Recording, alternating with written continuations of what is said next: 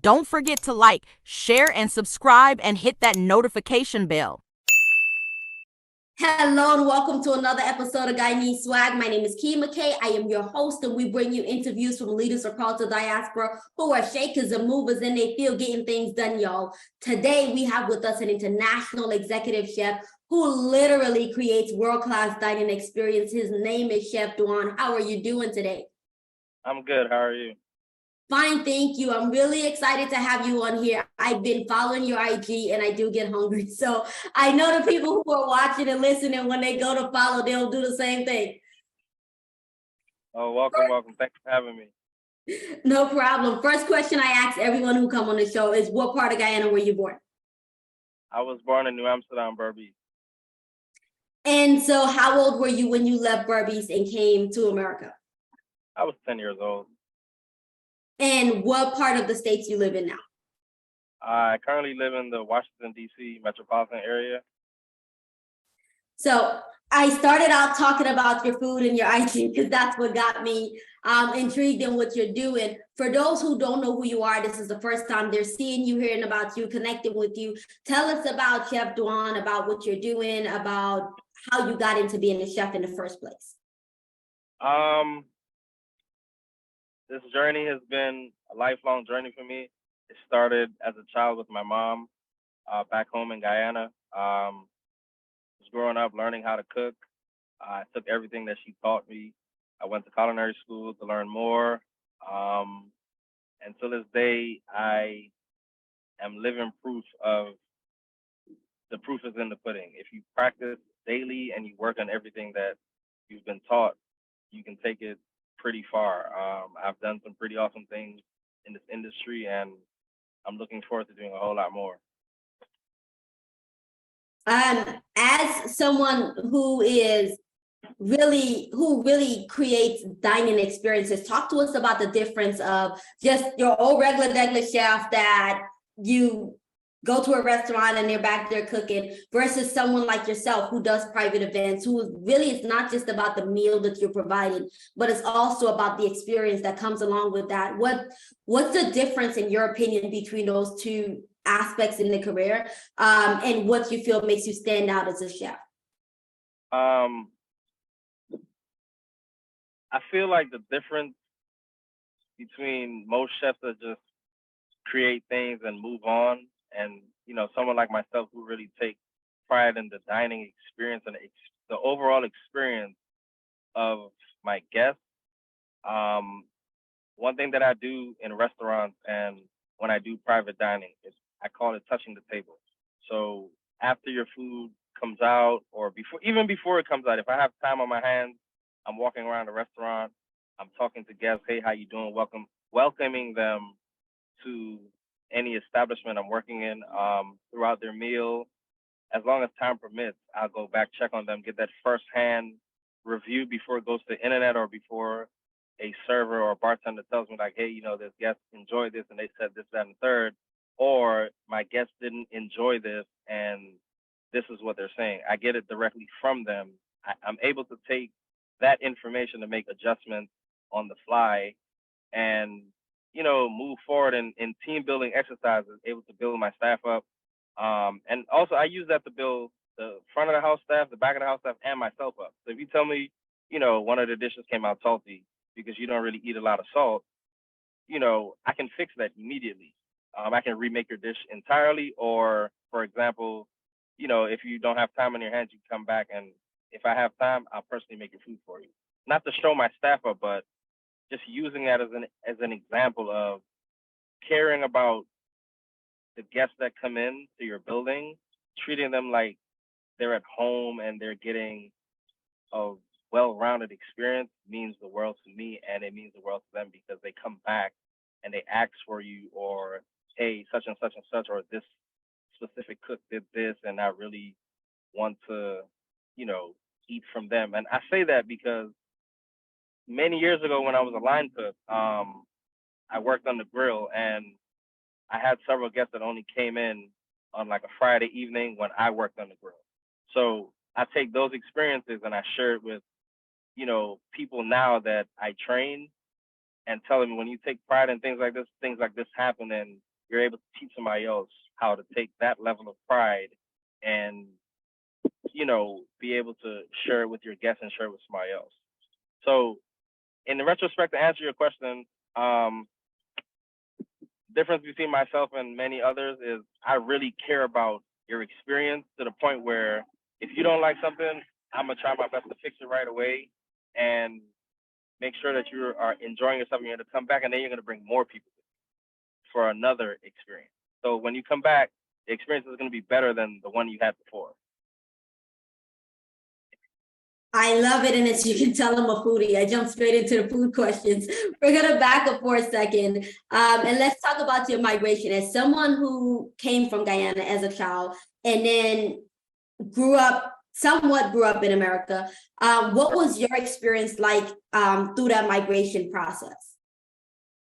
To be honest with you, my migration process was hard. I did not adjust very well to America at first. It took me a while. And, coming from Guyana and, being free all the time, I missed it. I was miserable. I didn't make very many friends at first. I kept to myself. I wasn't scared, but I was just like, I don't like it here. It's cold. It gets hotter than it does in Guyana. And like Guyana come with a breeze. So here there's hardly a breeze. So it was just like, I'm miserable. I want to go home. Get me out of here. But after I kind of like settled down for a little bit and explore the land a little bit, I got a little bit comfortable. To be honest with you, I'm still not comfortable. I'm a country boy, and somewhat of this city life is not for me. I like to be in the peace and quiet of the birds chirping and things like that. And but the migration process was hard at first. It's a little easier now, but and then in the DMV area, you got to drive. You have to drive. I feel you on that. I used to live in DC myself, and the first opportunity I got the hell out of here. Nothing against the DMV, but it was like I couldn't get used to the cold. The idea of shoveling snow and all of it, I just couldn't get used to it. Every winter, I don't recall a winter where I didn't cry at least one time because it was like it's too darn cold. Like, why? This is against humanity. So yeah, I really hate cold. What for you was and I know you talked about this a little bit, what part of that of adjusting, like now you're here in America and you have to figure out, okay, how do I make new friends? There's this, like, even simple things like money and the way we say certain words, it's all like different, but what part of that felt to you the hardest in terms of rebuilding community, making new friends and getting connected with new people? The hardest part for me was having to make the changes in terms of the way I speak. So in my family, I have a lot of teachers. And before I even land in this country, they're like, you have to speak better. Not that I didn't speak bad, but it's like, you have to work on not using your accent so much because there were teachers between America and England. I'm like, what? So I got a lot of English tutoring when I first came to America. Like, they put me in ESOL class, and I spoke English better than everybody else. And it was like, what's going on here? I'm just sitting here. But, the language barrier part at first was hard because nobody could really understand what I was saying, even though I was speaking English. So the difference between American and British English at first, and then you add broken English is like, yeah. And then people used to pick on you because you're different. I was like, maybe you should learn something else. So that was the hardest part for me, the language barrier. Being now coming full circle and then going to school to be a culinary chef, first of all, at what point did you make that decision that, hey, I'm going to take this seriously? I'm not just going to say, hey, I'm a chef and I already know how to cook. I know everything there is. But you actually took it a step further and said, I'm going to go get certified in this thing. I'm going to make myself official. What was the inspiration that encouraged you to do that? I was at a crossroad. In 2008, my mom unfortunately passed away, and it, and part of understanding how to deal and grieve at the same time, I felt lost, and I thought of many different ways that I can like dig myself out of this, and healing takes time, but I was like, all right, food kept popping in my head. I tried different jobs. I tried to be a HVAC technician. I worked at UPS. I did many other different things, but then I always came back to food. So I felt like that was the light went off at that time. I was like, all right, stop trying all these other things. You're wasting your time. Go to culinary school. You already know the basics of some of the stuff, so learn the other parts of it. Learn the organizational skills. Learn the admin part of it, and do something productive with your life, and not sit around and feel like a bump on the log. I think that was really it for me. Wow. First, I'm sorry to hear about your mom. Whenever we as human beings go through things that are heartbreaking, there's always that crossroads of which way do you go? And some people come out of it successfully and other people don't come out of it at all. And for you, it sounds like you were able to look at your life and say, in retrospect, this is where I want to be, and make that decision that brought you to where you are now. What were some of the things that you learned during that process that you feel like really strengthened you and has even evolved you as a better person today? Honestly, and I think this is not just for Guyanese people or people across the Caribbean, but I think just people in general, and especially young Black men in this world, is learning how to deal with your anger. I was angry at the world. I was angry at myself. I was angry at everybody. And when I got to culinary school, I was fortunate that my chefs were not just super excellent at their job, but they were human beings. They took me under their wing, not just as a student, but as a person that understood, that was grieving at the same time. And a lot of my success outside of doing the work myself goes back to my chefs, who were also women. So they helped me grieve. They helped me during my grieving. They helped me to heal, but they constantly talked about managing my anger. And when I learn how to manage my anger, I'm going to stop holding myself back. So that was really the biggest part of it outside of the schooling. Yeah. I want to dig a little bit deeper into that because I think as entrepreneurs, as professionals, as human beings, there's this aspect that I feel like many of us don't understand, that whenever you become a professional at anything, or you pursue, especially if you're going to pursue the pathway of entrepreneurship, interpersonal skills, people skills, like life skills, these are things that makes or break you as an entrepreneur. Like the difference of everything is falling apart right now, and I'm the one in charge, so I have to, regardless of if I feel like breaking down right now, or right now if I feel like just punching a wall, I have to keep myself composed because everybody else is looking around me. And not only that, this whole thing only moves if I'm together. Now, as a chef and being a professional, and now having a team that works under you, how are you able to articulate the same experience that those chefs were able to give you to now people who are on your team and might be experiencing some of the same or different things that results in anger or any type of life things? To be honest with you, the same way that I was nurtured is the same way that I manage it the same way. I don't like micromanaging people, and I tell people, like, before I have to raise my voice or be extra stern with you, like, I'm going to try to coach you through whatever it is. And if you're honest with me and you're honest enough with yourself, I'm going to do my best to help you. Now, in saying that, some people may try to take advantage of that, the human aspect of it. And I've had that happen, but I quickly had to let people know, like, hey, look, you can either get your stuff together or you can be out the door. So the choice is really yours. So it everything comes back full circle, to be honest.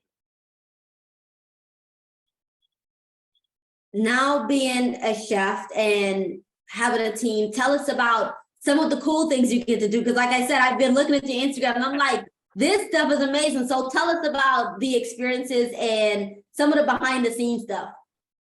Well, some of the cool things that I get to do is something that I live by. I get to play with food. And I get to play with people's palates. I have done some really cool things with other chefs that I've worked with throughout the industry. Some are very close friends.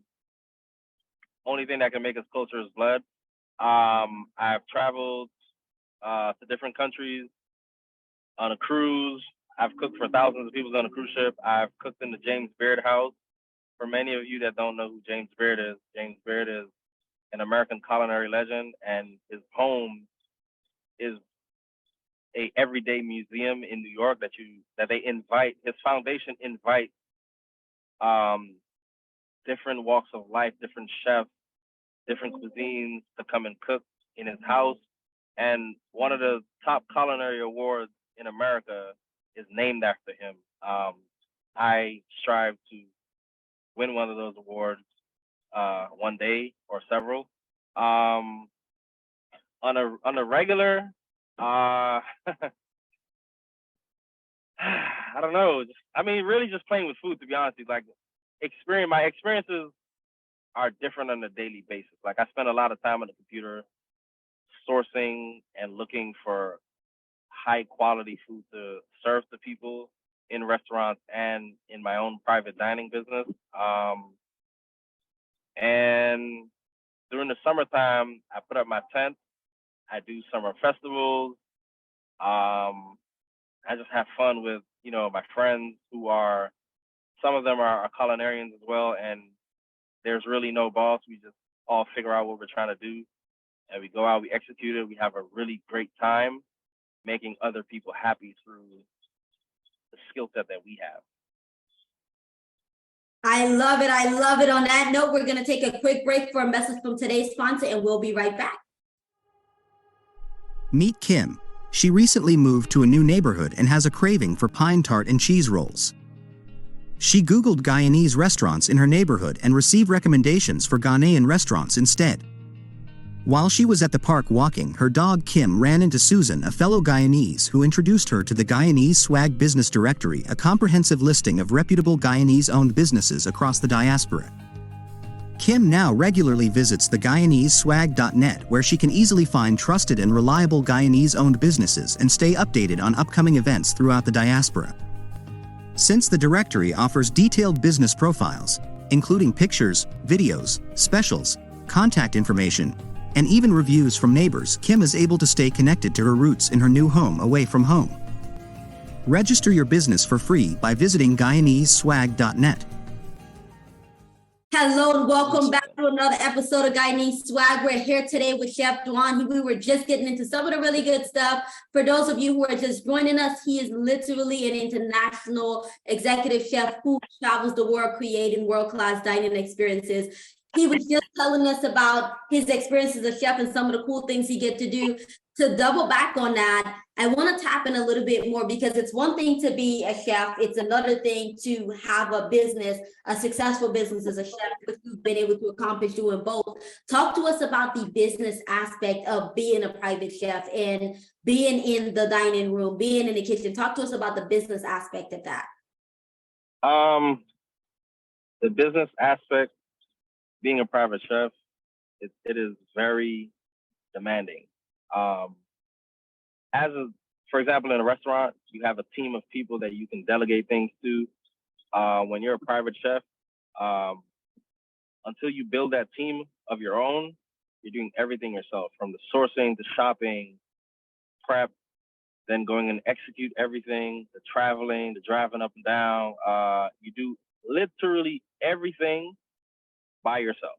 Until you have a solid team, everything falls in. And a lot of people don't understand the cost of doing all of that. They think, it is just, oh yeah, I'm gonna show up to your residence or wherever, and I'm gonna make a really nice dish, really nice plate, and then you enjoy it and da da da da. That's not how it works at all. And I use this example all the time. When you go to a restaurant, you're greeted by a host at the door, and then you have 50,000 other people that service you just so the kitchen can make 3 or 4 or 5 meals for you to enjoy, and then you be on your way. When you're dealing with a private chef, they do everything. Literally, they're the host, the dishwasher, outside of cooking, they're everything. And that's, for someone like myself who really enjoy doing all these things, it really drives me to keep going. Some days it gets very frustrating. I'm not even gonna lie. It gets very frustrating sometimes because you deal with people that don't really understand what it costs and what it takes to execute a dinner, something as small as a dinner for 2, to something as big as cooking for a boatload of people, literally a cruise ship full of people. It takes a lot. So you really have to develop patience, understanding, great communication skills to make all these things happen. How do you manage your personal life and the business life? Because both of it is demanding. So how do you manage all of it and then at the same time continue to evolve your skill set and evolve your interpersonal skills? At first, it was very hard to manage. I neglected a lot of things in life, mainly my personal life. But now, over the past couple of years, I have made a better effort to have balance. This industry demands a lot out of you, and you really have to learn how to balance, like, hey, I'm going to try to get 8 hours of sleep, even though sometimes it's not realistic. Sometimes for example, in a restaurant, you may leave the restaurant for the day, but when you're in a position of leadership, your phone is going to ring all the time, as does mine do now. When you're just, clocking in as a cook, you do your job and you be on your way. You don't have responsibility. So for balance for me, it varies. I have a 8-year-old son who's actually sitting in the back seat right now listening to me do this interview. I really try like I said, over the past couple of years, I've tried a lot harder to make time for him, make time to get a rest for myself, and make time for all the other things that I enjoy doing. How do I stay sharp? With my skill set, I'm always cooking. If there's a slow moment in a restaurant, for example, I'm going to get on the line, I'm going to make something, I'm going to taste it, I'm going to take a picture of it. I do not post a lot of my work anymore. I take a lot of pictures now just to really look to see where I can improve. And I always tell myself, if you constantly practice, have to get ready for any situation that you walk into. So all of that translates to private and working for a company. So balance is important, and sometimes it's hard, but I really try to get enough sleep, make time for my son, make time for my relationship, make time for everything that I'm really trying to accomplish, because in reality, all these things work together. If I'm not good on one front, it starts to affect the other one. So I have to make sure that I'm balancing it as best as I can to make sure that everything stays together so that I'm together. Because if I fall apart, I still have to pick up the pieces. Cooking is a very personal thing. And I find that I'm obviously no chef by your standard, but even just cooking at home for a meal or cooking for a family event, it's a personal thing. And every time you cook, you're like leaving a piece of you on the plate, in the pot. As somebody who does it publicly and do it for thousands of people, how do you handle criticism, good and bad, and not allow it to affect you, but instead use it to help you evolve? Earlier on in my career, I did not take constructive criticism very well. Now I take it with a grain of salt, and I store it in the back of my head until I feel like it's applicable. Like you said, cooking is personal, so I take it very personally. If I'm cooking for you, I have to make sure that you enjoy it and you're gonna come back. So if you tell me something is salty, even though I taste it, my salt palate is different from other people. I'm just using this as an example. I actually don't consume a lot of salt, so I'm very big on it. I just use it as an example. But if you tell me something is salty, I'm ain't salty to me, but everybody's salt palate is different. Or everybody's spice level is different in terms of, like, let's say Scotch bonnet is not very hot to me, but it may be a fireball to somebody else. So balance comes back to balance, to be honest. How do you decide which feedback is constructive criticism and then which one of it is just this person is being, or we're not gonna say the word? I think when I talk to someone directly for myself, if I'm in a restaurant and I talk to the guests myself, and it's like, hey, I really enjoyed your food, but it was a little bit of this. I think there are certain keywords that unlock whether it's constructive or it's just a personal preference. And then in private dining, everything is face to face. It's just you and that person. In private dining, I have an itinerary that I send to my clients, like, hey, do you have food allergies? Can you eat certain things? Can you do this? Can you do that? What are things that you don't like? So I don't waste my time, trying to serve you something that you probably don't even eat or don't like. And the one thing that I've encountered a lot in private dining is things that people have not eaten and they're willing to try them. So all those things are very helpful in this aspect. For the person who's watching this video and they want to go down the road of being a chef, whether it's in private dining or in a restaurant or any part of the industry, what are some steps that you can recommend to them to take today that will help them or at least guide them on the pathway to where they want to be?